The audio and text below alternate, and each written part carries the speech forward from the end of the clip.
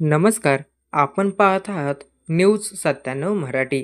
राज्यात उन्हाची काहिली सुरू असतानाच आता हवामान खात्याने मोठा इशारा देण्यात आलेला आहे. अवकाळी पावसाचं सावट पुन्हा एकदा महाराष्ट्रावर घोंगावत आहे. तर जाणून घेऊया आपण आजच्या व्हिडिओमध्ये कुठे पाऊस पडणार. तत्पूर्वी पुढे जाण्यासाठी एक विनंती करतो, चॅनलवर नवीन असाल तर चॅनलला सबस्क्राईब करा, जेणेकरून येणारे पावसाचे सर्वप्रथम अपडेट तुमच्या मोबाईलवर दिसून जातील. राज्यातील अनेक जिल्ह्यांमध्ये आज सकाळपासूनच आभाळ भरून आलं. वातावरणात उकाडा आणि त्यात पावसाच्या सरी, असं विचित्र हवामान सध्या अनुभवायला मिळत आहे. विशेषतः नांदेडमध्ये आज दुपारी 1:30-2च्या सुमारास अचानक वादळी वाऱ्यासह पावसाने हजेरी लावली होती. पावसामुळे गारवा झाला, पण शेतकऱ्यांच्या चिंतेत भरही पडली. कारण फळबागा, पिकं उभी राहिली आहेत, अवकाळीमुळे डगमगली आहेत आणि आता पुन्हा पावसाचं आगमन, त्यामुळे नुकसान वाढण्याची शक्यता आहे.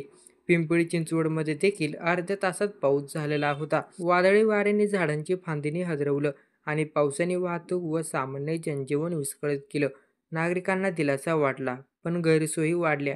हवामान खात्याने आज 11 जिल्ह्यांमध्ये येलो अलर्ट जारी केला आहे. यात नागपूर, अमरावती, चंद्रपूर, वर्धा, गोंदिया, भंडारा, गडचिरोली, नांदेड, लातूर, धाराशिव आणि सोलापूर यांचा समावेश आहे. या ठिकाणी हलक्यामधून मध्यम स्वरूपाचा पाऊस पडण्याची शक्यता आहे.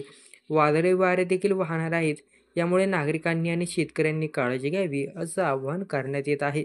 राज्याच्या इतर ठिकाणी मात्र उष्णता वाढलेली आहे. दमट हवामान, घामाचा धारा आणि सततचा उकाडा नागरिक हैराण झाले आहेत. हवामान विभागाच्या माहितीनुसार पुढील 2 ते 3 दिवस हा पावसाचा प्रभाव कायम राहण्याची शक्यता आहे. विदर्भाकडून ते कोल्हापूरपर्यंत पावसाचा वेळ वाढणार आहे.